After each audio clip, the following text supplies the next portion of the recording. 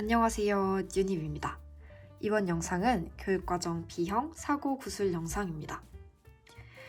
교육과정 B형은 지난번에 올라간 A형보다 준비하는 데 시간이 조금 더 걸렸는데요. 그 이유는 B형이 A형보다 훨씬 더 어렵게 나왔기 때문입니다. 제가 A형을 보고 나서는 이게 약간은 쉽게 나와서 실수 한 문제 줄이는 게 관건이겠다라는 생각을 하기도 했었고, 약간 A형을 보고 나서 좀 잘 본 것 같은 거예요. 그래서 좀 기분이 좋아졌었는데 B형을 보고 굉장히 땀을 뻘뻘 흘렸던 그런 기억이 있었습니다. 또 저뿐만 아니라 전반적인 이제 수험생들이 느끼는 난이도도 B형이 훨씬 높았어요. 그래서 시작하기 전에 A형과 B형의 난이도를 알려드리자면, A형은 중 정도였다면 B형은 중상에서 상까지에 해당하는 문제의 비율이 굉장히 많았습니다. 그러면 교육과정 B형, 제가 어떤 사고 과정을 통해서 문제를 풀었는지 사고 구술 영상 시작하겠습니다. 교육과정 B형은 수학, 미술, 질생, 총론 창의적 체험활동, 과학, 실생, 체육으로 이루어져 있습니다. 이 중에 좀 난이도가 어렵다고 느껴졌던 건 지금까지 잘 나오지 않았던 세부 활동이 나왔던 질생도 좀 어렵다고 느껴졌던 부분들이고, 수학도 킬러 문항이 있었고요. 그리고 이 중에 단연 가장 어렵게 나왔다고 느껴진 부분은 바로 이 과학이 굉장히 어렵게 나왔습니다. 그래서 특히 이 과학 때문에 아마 B형의 전반적인 평균이 굉장히 낮아졌을 거라고 생각을 해요. 그럼 본격적으로 영상 시작하겠습니다. 1번은 수학입니다. 그래서 여기는 가볍게 읽고 소문항으로 바로 들어갔어요. 기억에 들어갈 알맞은 이유를 2015 개정교육과정 내용체계의 변화에 근거하여 쓰시오. 처음에는 조금 당황했어요. 내용체계의 변화라는 말이 조금 어렵게 느껴져서 조금 당황하고 이제 본문으로 들어갔습니다. 교육과정 중 내용체계의 변화의 한 사례입니다. 기억이기 때문이죠. 그래서 식 표현의 변화가 기억이기 때문이구나 하고 위로 올라가서 읽었어요. 왜 나눗셈의 검산활동에서 이 곱셈식을 두 단계로 나타냈는지 이전에는 이거 아니었나요? 이 부분을 보고 배운 내용을 떠올리긴 어렵지 않았어요.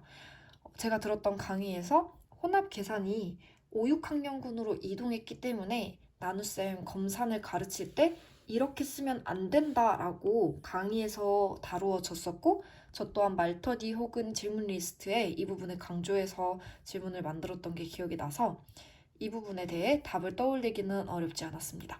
이때 답을 쓸 때 조금 신경을 쓰려고 했던 건 제가 자꾸 사칙연산이라고 하더라고요. 근데 수학 강론도 그렇고 교육과정에서도 그렇고 혼합계산이라고 말을 많이 해서 혼합계산이라고 말을 하는데, 혼합계산이라는 키워드를 쓰는데 조금 채점이 잘 되도록 신경을 썼던 게 기억이 납니다.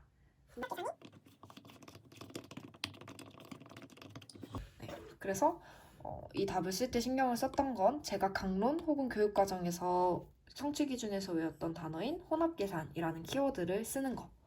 교육과정에 없는 단어를 쓰면 좀 채점이 혹시나 운이 안 좋으면 안 되지 않을까? 라는 생각을 좀 했던 것 같아요. 2번 니은을 설명하고 그림을 참조하여 ABC를 식으로 나타내세요. 그래서 여기에 먼저 니은 썼고 설명을 이런 식으로 쓰고 시작했어요. 그리고 디귿 슬 식으로. 니은을 먼저 봤습니다. 이미 배운 세수의 덧셈. 그래서 여기서 생각한 건 세수의 덧셈 방법. 세수의 덧셈이라는 강론 내용을 좀 쭈르륵 떠올리려고 노력을 했고, 여기 교사 A의 발화를 읽었습니다. 그래서 새로운 내용 요소가 구현되었어요. 10을 만들어 더하기 차시에 보유된 덧셈의 성질.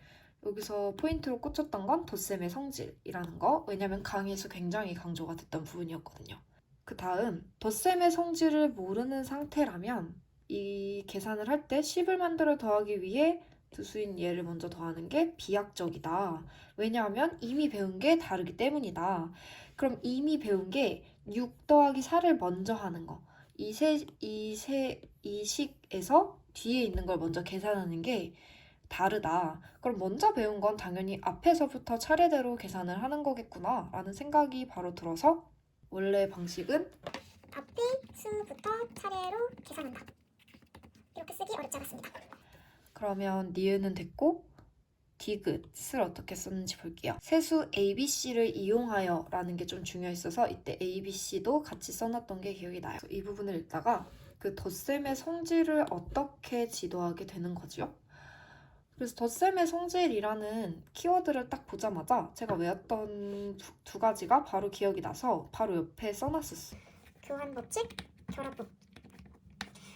질문 리스트에서도 덧셈의 성질은? 이라고 묻는 질문에 교환법칙, 결합법칙이라고 대답을 했었기 때문에 바로 떠올랐습니다. 그리고 이렇게 돼 있는 걸 보고 얘 먼저 계산하는 거, 그리고 얘 먼저 계산하는 식, 이 중에 결합법칙을 나타내는 식을 쓰는 것도 별로 어렵지 않았어요. 꼭 강론에서 배웠다기보다 물론 강론 강의할 때 이걸 필기해 주셨던 것 같기도 하고 또 교환법칙, 결합법칙을 식으로 나타내는 건 수학을 배우다 보면 많이들 보는 것 같아서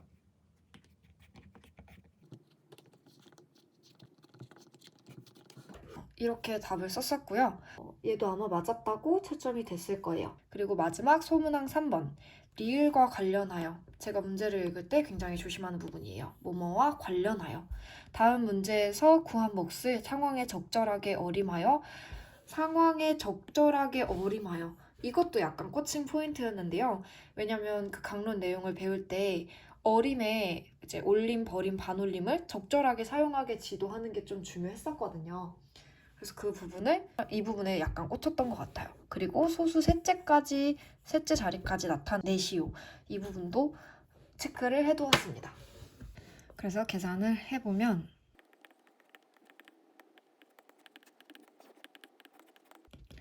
이렇게 계산이 되는데요.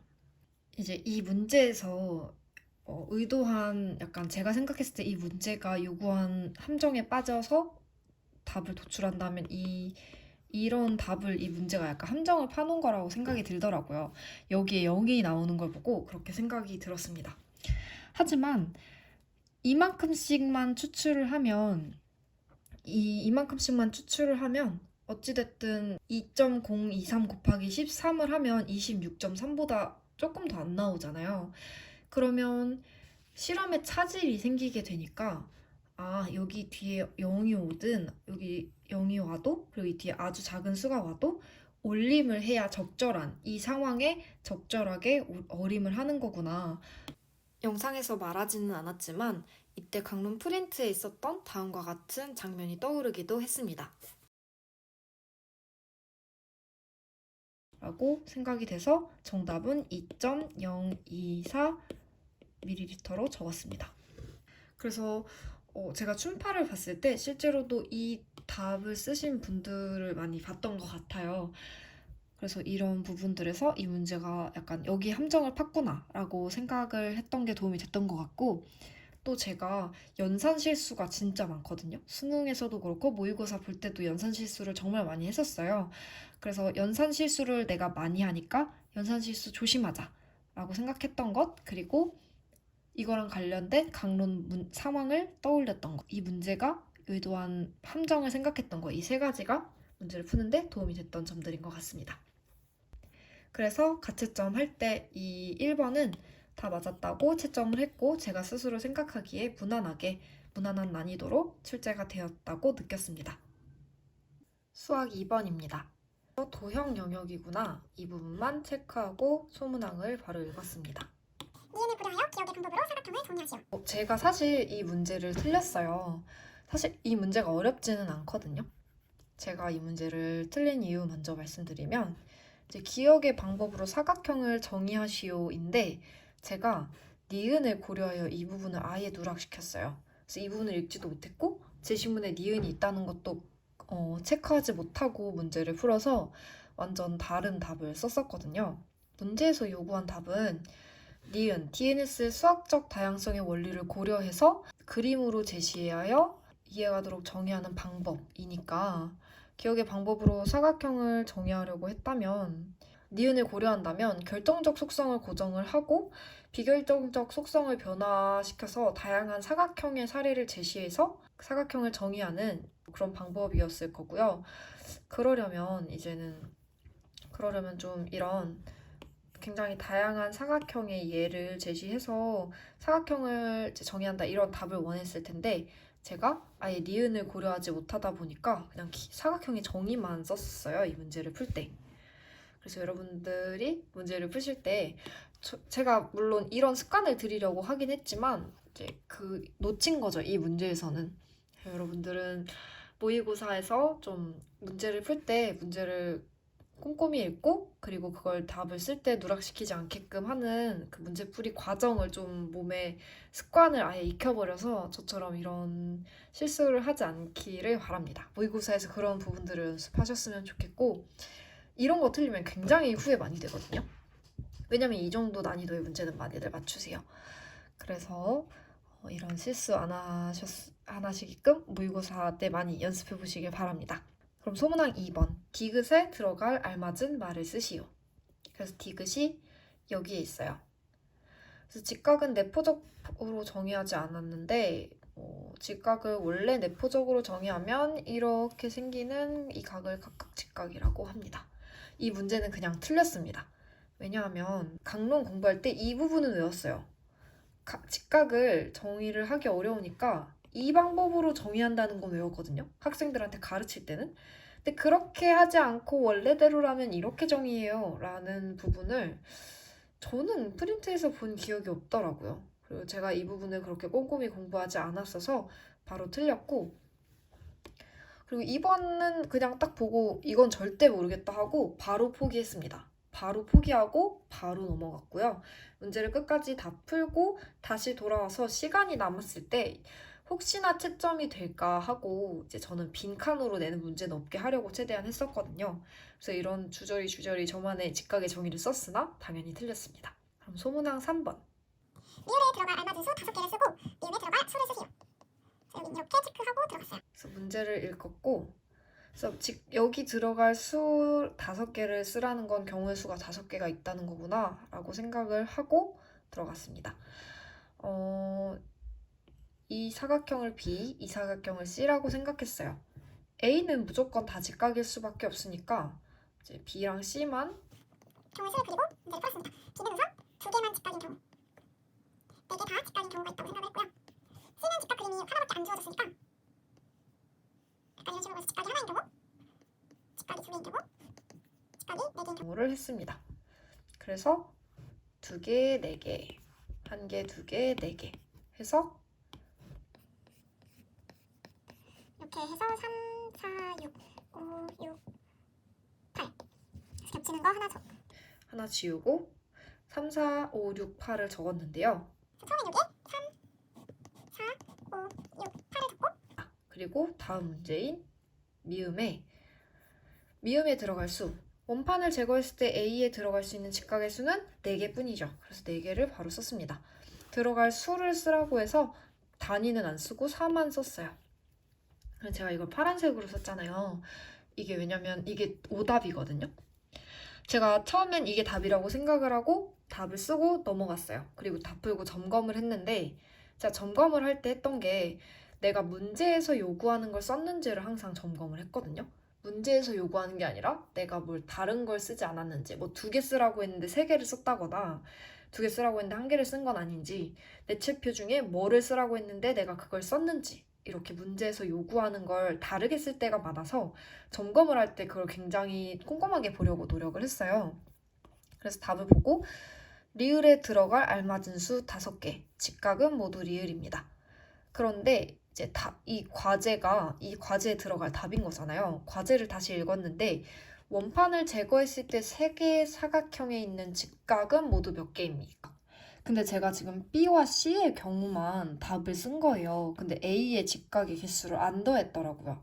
그래서 이거 B랑 C만 썼네? 라는 걸 체크하고 여기에 바로 A의 직각의 개수 4개 더해서 7, 8, 9, 10, 12로 답을 바꿔서 썼습니다. 이게 답안 제출하기 한 10분 전에 발견한 실수였거든요. 저도 실수한 거 발견하고 진짜 등골이 오싹했던 그런 기분이 들었던 게 기억이 나는데 여러분들도 꼭 이런 본인이 자주 하는 실수를 모의고사를 통해 확인하시고 그 실수를 줄일 수 있는 점검하는 방법을 이제 아예 습관으로 만들어서 이제 모의고사를 볼 때 그렇게 문제를 풀고 점검하는 걸 연습하시면 좋을 것 같습니다. 그래서 가채점을 할 때 3번만, 이 문제에서는 3번만 맞았다고 하고 넘어갔어요. 수학 3번입니다. 자료와 가능성 영역만 체크하고 넘어갔어요. 기억에 들어갈 알맞은 말을 쓰시오. 그래서 기억을 보러 갔습니다. 그림 1에서 얘를 바꾸면 연필만 나타낸 길이가 가장 길게 됩니다. 단순히 그림 그래프에 나타난 그림의 길이가 길다고 라는 내용을 지도할 수 있어요. 이 부분을 보고 답을 떠올리기는 어렵지 않았어요. 왜냐하면 그림 그래프에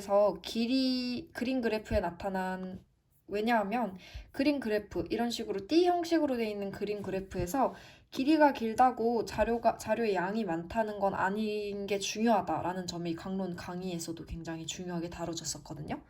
그래서 이 부분은 답을 어렵지 않게 떠올릴 수 있었습니다. 소문한 2번 니은을 고려하여 디귿에 알맞은 수 2개. 그래서 이제 2개를 쓰라고 하면 이런 식으로 써놓거든요. 2개를 써야 되는구나 하고 문제를 들어갔습니다. 백분율이 아니라 건수를 써야 하는구나. 디귿의 위치를 확인하고 니은을 읽었습니다.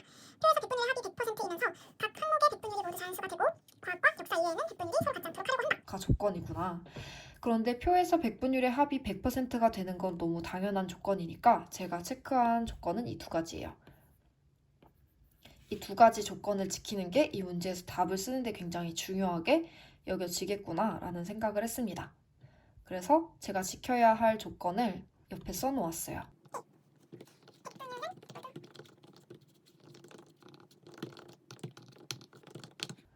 이렇게 체크를 해놓고 문제를 풀려고 했어요. 여기 보고 밑에 백분율 먼저 다 써놓았습니다.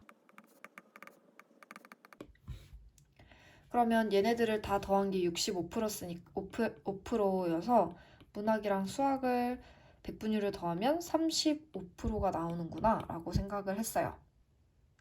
문학과 수학이 될 수 있는 퍼센테이지를 생각을 해봤는데요. 우선 이렇게 다 써놓았습니다. 제가 왜 바로 5% 단위만 썼었냐면 이 조건 때문이에요. 백분율은 모두 자연수. 책의 권수가 합계가 360권이기 때문에 백분율이 자연수가 되려면 5% 단위로 끊어져야 돼요. 그래서 바로 11, 24 이런 조합은 나올 수 없다는 생각이 들어서 바로 5% 단위로 후보 숫자들을 썼습니다. 1번 조건 때문에. 그리고 2번 조건, 과학 역사만 퍼센테이지가 같다고 했으니까 여기에 나온 퍼센테이지들은 다 지워졌어요. 25, 5, 10은 나와서 25, 5, 10은 될 수 없구나 라고 생각을 해서 5, 10, 25는 지워졌습니다. 그래서 이 중에 합했을 때 35가 되는 조합은 20이랑 15밖에 없구나 라고 생각을 했고 문제에서 2개를 쓰라고 했으니까 둘 중에 뭐가 수학의 퍼센테이지인지는 상관없이 이 2가지 경우를 모두 썼어요. 그래서 여기에 20이나 15라고 썼었고 그거에 해당하는 2가지 경우인 54권, 72권을 썼습니다. 수를 쓰라고 해서 단위는 쓰지 않았어요. 그래서 가채점을 할 때 3번도 다 맞았다고 체크를 하고 넘어갔습니다. 수학은 전반적으로 무난하게 나왔다고 체크가 되는 영역이었어요. 물론 많이 틀렸던 부분은 2번. 공부 굉장히 지엽적으로 나왔다고 생각이 드는 2번은 굉장히 많이 틀렸고 실수를 유발하는 조건이 있었던 건 수능형 문제인 3번과 1번의 소문항인 3번. 이 정도는 약간 실수를 유발하는 내용이 많았었고요. 나머지들은 다 무난한 난이도였다고 생각을 합니다. 즐거운 생활 5번입니다. 괄호 안에 기억에 해당하는 단계 명칭은 어렵지 않았어요. 단계명은 당연히 외웠었으니까 준탐표는 바로 떠올려서 탐색하기 바로 썼습니다. 그리고 소문한 2번 니은을 예방하기 위해 디귿에 추가해야 할 지도 내용. 니은을 예방하기 위해 그럼 디귿에서 한 거에서 더 해야 되는구나를 보고 니은들이 이제 놀이하기 단계에서 표현 놀이하기 단계에서 문제가 있어서 이걸 예방하기 위해서 표현 방식을 살피고 표현 요소를 관찰해 보는 것에 추가해서 지도할 내용을 써야 하는구나. 제가 이제 공부를 할 때 통합 단계명뿐만 아니라 세부 활동명도 외우긴 했었는데요. 우선 제가 쓴 답은 이거였어요. 표현 방식과 절차 살피기. 근데 아마 문제에서 요구한 세부 단계명은 이거였을 거예요. 표현 방식과 절차 정하기. 이게 디귿에서 이미 표현 방식을 살피는 건 했잖아요. 그래서 절차를 정하는 게 아마 여기서 원하는 답이었을 것 같아요. 근데 제가 이 뒤에 정하기, 서술어 부분은 키워드로 안 외우고 표현 방식, 표현 요소, 표현 절차 이런 식으로 외웠었더라고요. 세부 단계 활동명을.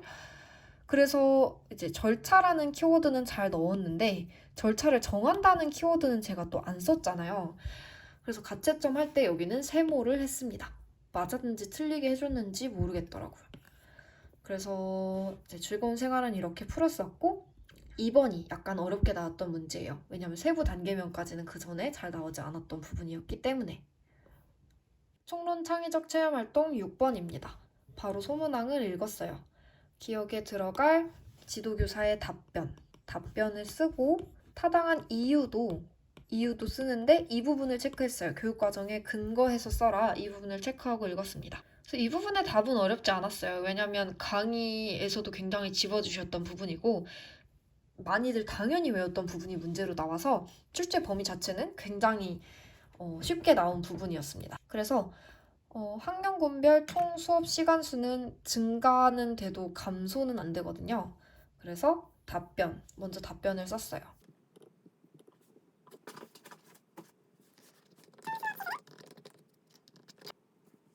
그 다음에 이유를 쓸 때 제가 체크하려고 했던 부분은 근거하여 쓰세요 라고 해서 제가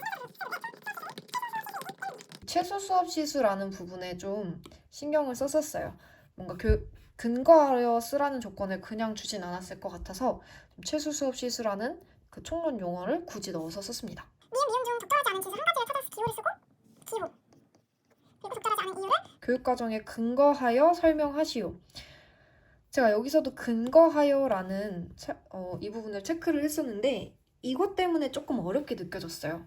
우선 틀린 부분이 이 부분이에요. 학생들의 흥미보다는 교사들이 잘 지도할 수 있는 분야를 우선적으로 반영해서 운영하고 싶습니다. 그래서 이걸 틀렸다고 한 기호가 리을인 거는 썼는데 이유를 뭔가 통합기를 했는데도 이유에 딱 쓸만한 통합기한 문장이 떠오르지가 않더라고요. 근데 뭔가 근거하여 쓰라고 하니까 총론에 있는 문장을 써야 될 것 같긴 한데 혼자 그래서 그런 식으로 고민을 하다가 그냥 말만 바꿔 썼습니다. 그냥 이 부분 보고 교사들이 지도할 수 있는 분야보다는 학생들의 흥미를 우선적으로 고려하여 동아리를 개설하여 운영한다. 이렇게 쓰기는 했는데 뭔가 총론에 있는 문장을 쓴 게 아니라 약간 불안을 했지만 그래도 답이 맞다고 체크가 돼 있을 걸로 가채점 때는 생각을 했어요. 이제 교육과정 B를 굉장히 어렵게 만든 과학입니다. 과학 7번. 바로 소문항으로 넘어갔어요. 1번 가의 기업과 나의 디귿에서 공통으로 사용된 과학과 수업 전략을 쓰고 그래서 일단 제가 수업 전략이라고 여기 쓰긴 썼어요. 굉장히 당황했던 점은 제가 과학에서 수업 전략이라는 카테고리가 아예 기억이 안 나는 거예요. 그래서 우선 답을 안 쓰고 끝까지 다시 풀고 돌아왔습니다. 다른 문제들 먼저 풀고 시간이 남았을 때 돌아왔어요. 그래서 이 부분을 다시 보는데 이게 분명 교육론 내용인 것 같긴 한데 우선 가의 기억과 디귿 먼저 보여드릴게요. 가의 기억. 물의 세 가지 상태를 이해하기 쉽도록 학교 상황에서 학생들의 움직임을 활용하겠다. 그리고 적은 개념을 도입할 때 물놀이를 하면서 튜브를 사용하는 모습을 보여주겠다. 그래서 이때 사용한 수업 전략을 쓰라는 거예요. 근데 제가 작년에 교육론을 들었을 때 수업 전략이라는 카테고리가 아예 없었거든요. 수업 전략이라는 카테고리가 아예 없었어서 굉장히 당황을 했어요. 그리고 생각을 했던 건 이때 도움이 됐던 점은 이거였어요. 제가 교육론을 공부를 좀 비효율적이라고 말할 만큼 꼼꼼히 한 편이거든요. 왜냐면 교육론은 정말 나오는 데서만 나오는 부분이어서 효율적으로 공부하려고 하는 사람도 많아요. 근데 저는 약간 비효율적이다 싶을 만큼 교육론을 굉장히 꼼꼼히 했습니다. 그래서 이걸 보고 제가 생각한 건 이게 내가 공부한 데서 기억이 안 나는 것도 아니고 전혀 처음 보는 개념이면 어차피 모두가 다 틀리겠구나. 내가 교육론을 그렇게 많이 공부했는데 내가 처음 보는 개념이면 다 같이 틀리겠구나라는 생각을 하고 일단 버리는 문제라고 생각을 했어요. 최대한 긴장을 안 하려고 했고 근데 제가 모르는 문제여도 무조건 뭐라도 써서 내려고 하거든요. 그래서 수업 전략 그래서 어차피 교육론에 해당하는 내용인 것 같은데 강론은 아니고 근데 내가 처음 보는 카테고리니까 이때 생각을 한 건 아예 그냥 텍스트 그 자체로 이 글자 그 자체로 접근을 해야겠다. 괜히 내가 외운 거나 교육론에서 관련 내용을 찾아 쓰려고 하지 말고 수업 전략이라는 그냥 이 말 그대로에 집중을 해야겠다. 수업을 어떻게 했는지를 쓰라는 건데 디귿이랑 기억을 다시 봤어요. 물 세 가지 상태를 설명하기 위해서 학교 상황에 애들한테 움직임의 비유를 하고 불의 옥잠 적응 개념을 하기 위해서 비슷한 사례인 물놀이 튜브를 사용을 하더라고요. 그래서 수업 전략인데 설명을 하는데 비유를 했어. 에이, 몰라. 그러고 비유법 써. 이러고 비유법을 썼거든요. 근데 이 비유법이 정답이더라고요. 그래서 저도 굉장히 놀랐던 문제였고, 맞춰서 굉장히 기분이 좋았던 문제 중에 하나입니다. 그래서 이 부분을 떠올릴 때 제가 당황하지 않고 맞출 수 있는 데 도움이 됐던 건 첫 번째로 교육론을 굉장히 꼼꼼히 공부한 거에 대한 믿음이 있었어요. 그래서 내가 모르면 다 같이 모를 것이다 라는 믿음이 있었고, 그럼 어차피 틀릴 문제라고 생각을 하면서 긴장을 하지 않으려고 노력을 했어요. 그리고 마지막으로 어떻게든 답을 쓰기 위해서 텍스트 그 자체로 수업 전략, 어떻게 수업을 한 거지? 비유했네? 비유. 이렇게 어떻게든 뭐라도 쓰려고 했던 게 세 번째로 도움이 됐던 것 같습니다. 그래서 운이 좋게 맞았고요. 2번은 틀렸습니다. 그래서 2번은 틀린 거 별로 뭐라고 쓰기는 했어요. 근데 아마 틀렸을 거고 도움이 되지 않을 만한 사고 과정이라서 패스하겠습니다. 2번. 나에서 적응 개념을 지도할 때 학생들이 리을과 같은 오개념을 가지지 않도록 교사가 유의할 점을 과학적 개념을 포함해서 쓰세요. 그래서 리을을 봅니다. 불의 옥잠이 물에 잘 떠있기 위해 공기주머니를 만들었다. 이 부분은 굉장히 쉬웠어요. 왜냐면 백승기 선생님이 강의할 때도 굉장히 많이 강조했던 부분이고 심지어 그 해 모의고사에도 나왔던 부분이에요. 여러분 이렇게 모의고사에 나온 부분은 거의 다 맞추는 문제니까 그래서 그 해 나온 모의고사는 꼭 다 풀어보셔야 합니다. 그래서 강의 때 강조했고 모의고사에서도 강조했고 제가 알기로 이걸 파이널 무슨 강의에서도 강조를 하셨다고 하더라고요. 저는 파이널을 안 들었거든요. 그래서 어렵지 않게 답을 쓸 수 있었어요. 제가 쓴 답은 과학적 개념을 포함해서 쓰라고 하길래 최대한 강론 내용을 때려 박아서 써야겠다고 생각을 했습니다. 제가 쓰려고 했던 내용은 적응은 능동적인 개념이 아니고 자연 선택이라는 이제 강론 내용을 때려 박아서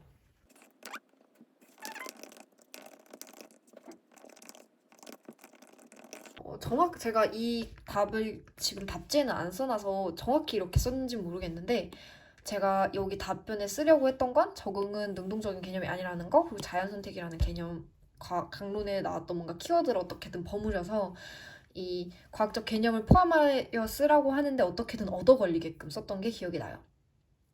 그리고 미음에서 지도교사가 말하는 관찰이 가지고 있는 인식론적 한계 이거는 정말 본문을 볼 필요도 없이 아마 정말 많은 분들이 맞추셨을 거예요.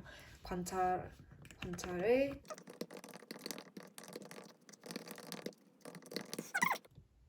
그래서 이론 의존성이라고 만 써도 됐을 것 같은데 구구절절 쓰려고 하는 게 제 전략이라서 이렇게 썼어요. 그럼 소문항 3번. 나의 비읍에 들어갈 용어를 쓰시오. 이산화탄소는 산소와 마찬가지로 이 분자이므로 이게 답이 아마 무극성 분자인데요. 전혀 기억이 나지 않아서 틀렸습니다. 그래서 이렇게 썼었고 7번은 저는 운 좋게 맞춘 이 1번 문제를 이제 많이들 틀리셨어요. 그래서 이제 소문항 써야 할 게 5개인데 그 중에 3개가 굉장히 어렵게 나와서 굉장히 어려운 난이도의 문제였습니다. 과학 8번입니다. 진짜 이것도 장난 아닌데 우선 볼게요. 소문항. 우선 8번 해보고 들었던 생각은 지구과학에서 나왔다는 게 굉장히 큰 충격이었어요. 근데 좀 다행이었던 건 저는 지구과학을 버리지는 않았거든요. 근데 지구과학이 웬만하면 잘 안 나와서 많이들 버리는 파트였어요. 근데 이렇게 되면 앞으로는 지구과학을 버리는 사람이 절대 없겠죠? 그래서 지구과학을 저는 버리지 않았기 때문에 약간 당황했지만 그래도 맞출 수 있지 않을까라는 희망을 품고 문제를 봤습니다. 그래서 남중고도 이 부분이 나왔구나 체크하고 수능학습 모형을 했구나 체크하고 소문항으로 갔어요. 그래서 이 수업에서 교사가 의도한 잠정적인 답 기억을 쓰세요. 소문항 1번을 원래는 촬영을 했었지만 확인해보니 기존 답과 너무 다른 답을 제가 썼었고 그리고 그 답을 도출해내는 사고 과정이 도움이 되지 않을 것 같아 편집하며 삭제했습니다. 다음 영상은 소문항 2번부터 바로 시작합니다. 그래서 A에 해당하는 용어, 이게 아마 천구의 적도인가? 그거일 거예요. 근데 저는 전혀 모르겠더라고요. 저게 뜻하는 바를. 그래서 그냥 황도라고 적었습니다. 물론 오답입니다. 그냥 어떻게든 답을 쓰려고 아는 강론 개념을 꺼내 썼는데요. 당연히 틀렸습니다. 답은 천구의 적도였다고 해요. 과학 강론에 없었고요. 정확하진 않지만 없었고요. 지구과학을 선택했었던 분들이 알았던 문제이고 이 문제가 굉장히 논란이 많이 돼요. 여러분 이런 문제 맞추려고 공부 안 하셔도 될 것 같아요. 이 문제 틀려도 당연히 문제 고득점 하는데 큰 문제 없었고요. 이게 초등학교 교육과정에 없는 내용이래요. 지도서에도 이게 없는 내용이라고 하더라고요. 그 아까 나왔던 그 극성 문제는 지도서에는 있는 문제래요. 굉장히 티미하고 지엽적이긴 하지만 어찌됐든 얘는 그래도 출제 범위를 지킨 거잖아요. 근데 천구의 적도는 지도서에도 없는 개념이라고 해요. 그래서 저도 왜 문제를 이렇게 냈는지 정말 이해가 안 되는, 그리고 수험생들 사이에서도 원성을 굉장히 많이 샀던 문제입니다. 그리고 2번. 이거 결과적으로는 틀렸는데요. 이걸 맞출 뻔했어요. 답이 33.5도인데요. 답을 41.5도라고 썼거든요. 우선 이 문제를 보고 당연히 못 풀고 넘어갔죠. 그리고 이 문제도 정말 많이 틀렸던 부분이에요. 근데 C 지역의 위도 값을 구하라고 하더라고요. 저는 이 그림도 이해가 안 가는 거예요. 도대체 이 그래프가 의미하는 게 뭐길래 내가 C 지역이 위도를 알 수 있는 거지? 근데 이 문제를 보고 어떻게든 맞추려고 생각을 했던 점은 이게 어쨌든 숫자로 문제를 푸는 거잖아요. 위도 값을 구하라는 건. 그리고 여기에 숫자들이 막 있잖아요. 이런 숫자들이 있으니까 내가 원리는 모르겠지만 이거 가지고 숫자 놀이를 하면 풀 수도 있겠다는 생각을 했어요. 문제에서 요구하는 게 숫자고 어쨌든 그래프랑 여기에 숫자가 있으니까 내가 어떻게든 이 숫자들을 가지고 뭐라도 해봐야겠다라는 생각을 했어요.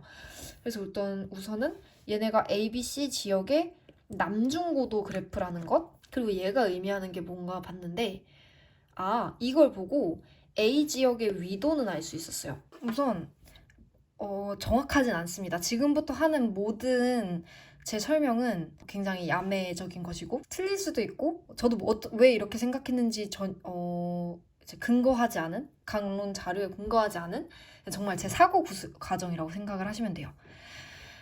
어쨌든 아까 말씀드린 것처럼 숫자 놀이를 해야겠다고 생각을 했고 이 자료를 가지고 숫자 놀이를 해야 될 텐데 그럼 얘네가 나한테 어떤 힌트를 줬을까? 내가 구해야 되는 건 C 지역의 위도 값인데 그리고 이 그림을 봤어요. 그래서 얘만 보고선 절대 위도를 뭔가 29를 여기서 뭔가 위도를 줬을 것 같진 않더라고요. 내가 여기서 알 수 있는 건 A, B, C고 여기를 봤는데 얘를 알려준 거예요. 얘를 알려주더라고요. 그래서 얘를 이 37.5도를 얘네가 어쨌든 알려줬잖아요. 그럼 알려줬으면 이 문제 어디선가는 쓸 텐데 1번에서도 안 쓰고 3번에서도 이 37.5도라는 값을 안 쓰더라고요. 그럼 2번 여기서 쓰라고 줬나 보다라고 생각을 했어요. 왜냐하면 문제에서 의미 없이 주는 건 없으니까. 37.5도를 왜 줬을까라고 생각을 하다가 굉장히 위도스러운 각도잖아요. 굉장히 위도스러운 각도길래 이게 A 지역 위도라고 그냥 생각을 해야겠다라고 생각을 했어요.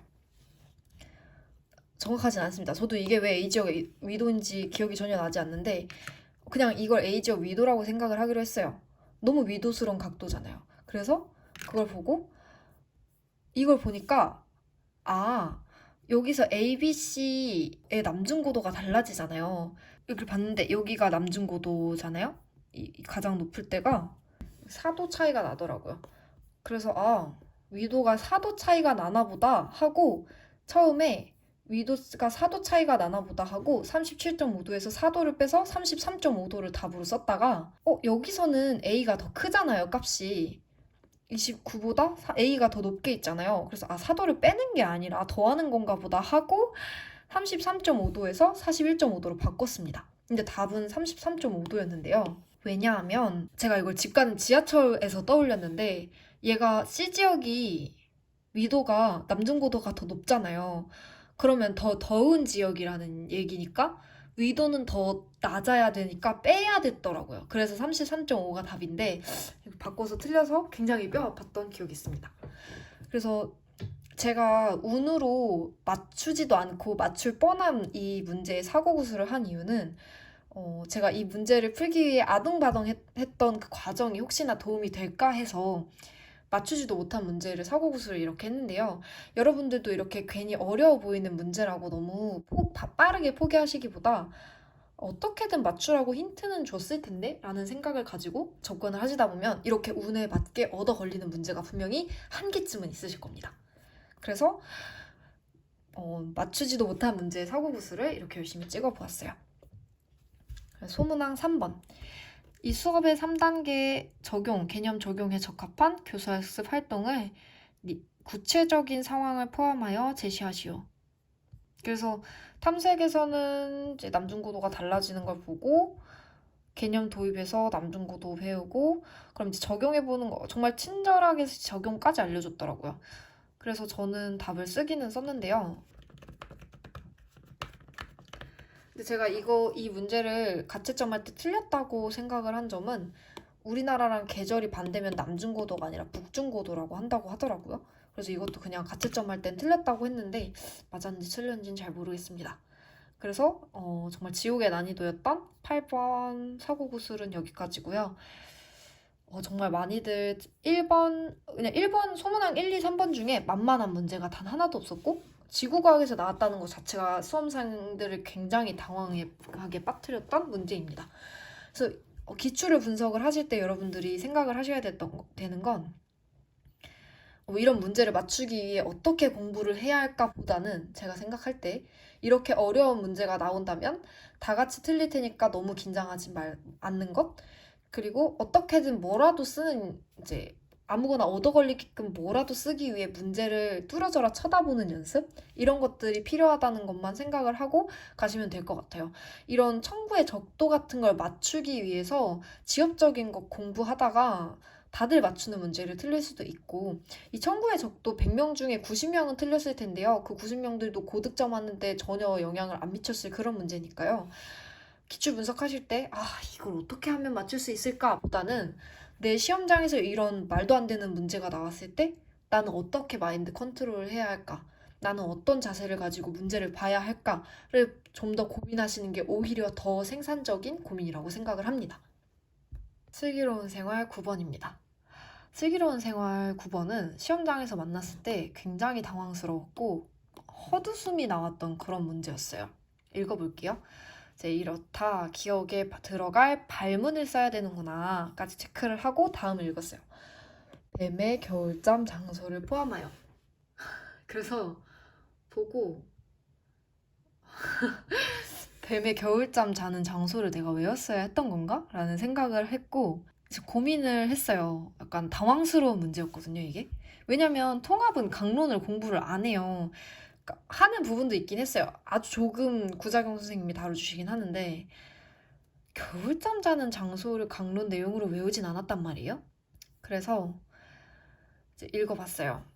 궁금한 점을 하면서 창의적 사고를 유발하려고 한다를 읽고 그리고 학생들로부터 궁금한 점이 안 나오면 뱀의 겨울잠에 대해 창의적 사고를 유발할 수 있는 질문을 던진다.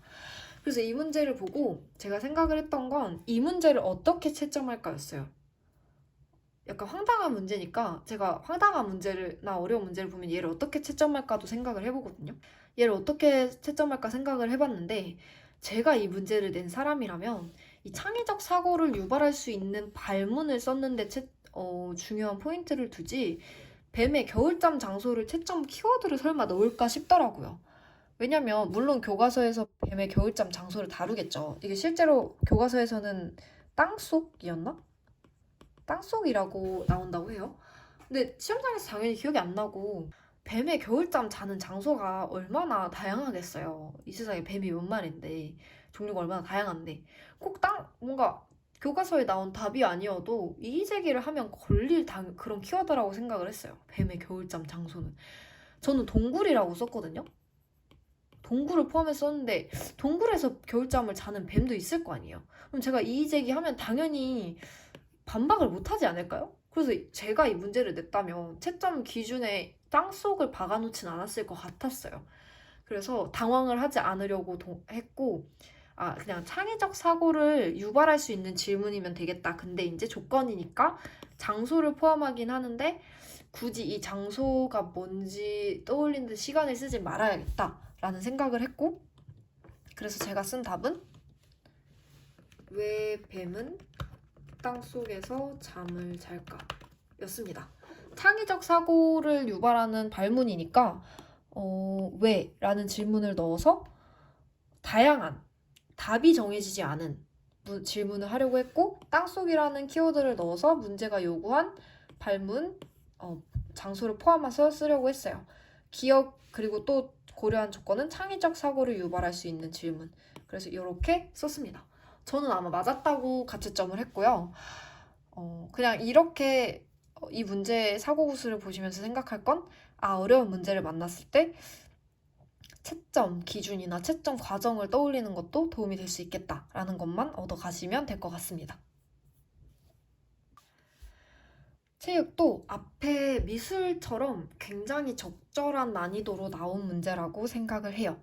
굉장히 적절한 난이도로 나왔고 그 와중에 조금 어려운 문제와 문제를 잘 읽어야 하는 문제를 잘 넣었다고 생각을 합니다. 성당 1번. 달 기억을 고려하여 니은을 운동장에서 수행할 때 교사가 지켜야 할 점. 햇빛이 밝게 비치는 오후를 고려해서 시범을 운동장으로 수행할 때 제가 이 부분을 맞췄습니다. 정답은 이게 제가 쓴 정답이었어요. 그림으로 그려보면 이 사람이 교사면 이제 여기 애들이 이렇게 봐야 눈이 안 부시잖아요. 그래서 이 부분을 답으로 썼습니다. 이 부분을 맞출 수 있었던 건 첫 번째 제가 체육 지도수 총론을 꼼꼼히 봤던 거 그리고 두 번째로 체육 수업을 들을 때 이 부분을 들었었어요. 이제 시범을 하는 위치도 중요하다라는 걸 교수님이 얘기해 줬었던 게 기억이 나서 그런 두 가지 이유들로 답을 어렵지 않게 쓸 수 있었습니다. 꼭 이제 저처럼 강의 때 안 들었어도 지총을 이게 백구팀 교재에 있었거든요. 백구팀 교재의 지총을 꼼꼼히 보셨다면 맞출 수 있었던 문제였어요. 성당 2번. 나의 디귿을 참고하여 민지와 동호의 문제점 및 지도를 위한 구체적 피드백을 각각 쓰시오. 그래서 민지와 동호의 문제점과 그래서 문제점이랑 구체적 피드백. 그래서 문제점을 키워드로 넣어서 구체적 피드백을 쓰려고 했어요. 우선 민지는 헛발질을 했다. 헛발질을 한 게 이제 문제고 동호는 공의 방향이 문제였더라고요. 민지는 아예 공을 찰 때 차지 못한 게 문제였고 동호는 차긴 찼는데 방향이 바뀐 거. 그래서 저는 이때 강론을 공부했을 때 바로 떠올린 건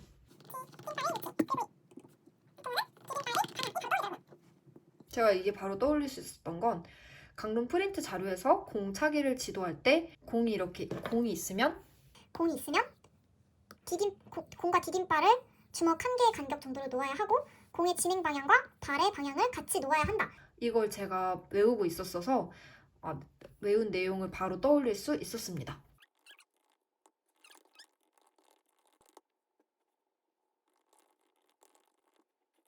자, 이런 식으로 피드백을 쓰라고 했으니까 문제점과 피드백을 썼습니다.